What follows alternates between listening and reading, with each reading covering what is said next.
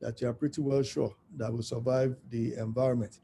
Therefore, the quality of skills, knowledge, and experience required to achieve business objectives are much more elevated, and businesses have to look at how they can retain them.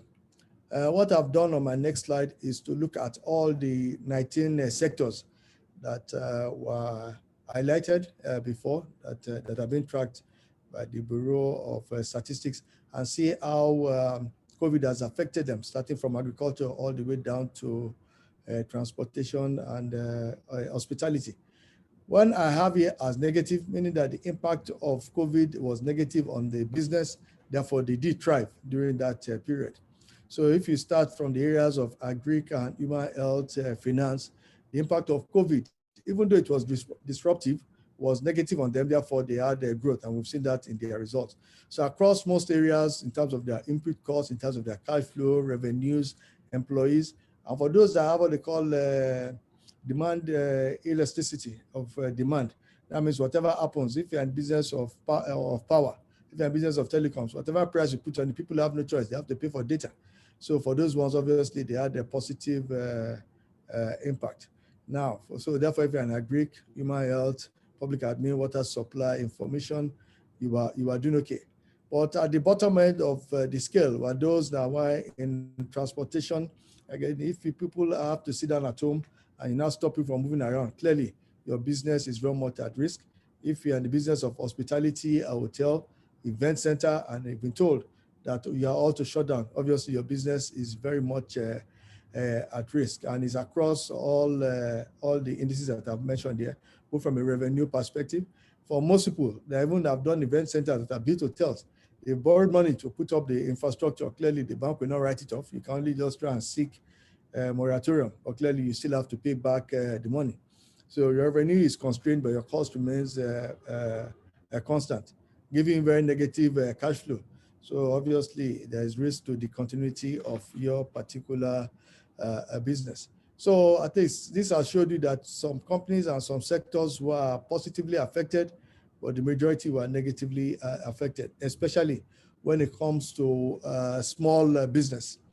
While large businesses could cope, for small businesses, it's a totally different ballgame. Within a few weeks of COVID turning up, we've already started seeing the mass layoff in a number of small businesses.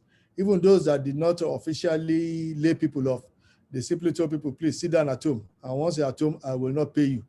They did not make them redundant, but at the same time, they did not pay them.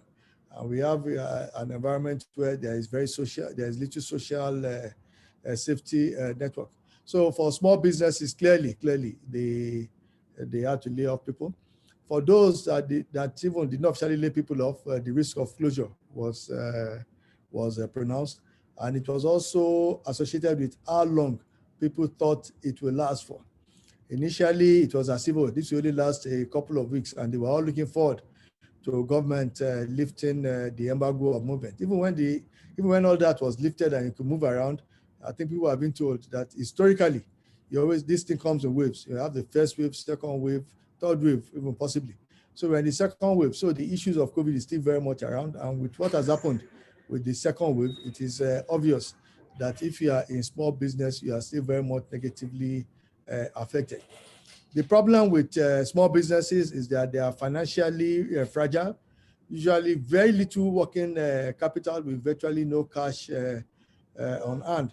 And even for the employees and for most people that are self-employed, they are daily paid workers. They depend on how much they make on a daily basis. So they are negatively impacted. So the impact on small business is quite severe as different from big businesses. Even though the impact varied across industries, if you are a small business, even in those industries doing well, you are constrained because even the big business was trying to see how it can save its cost.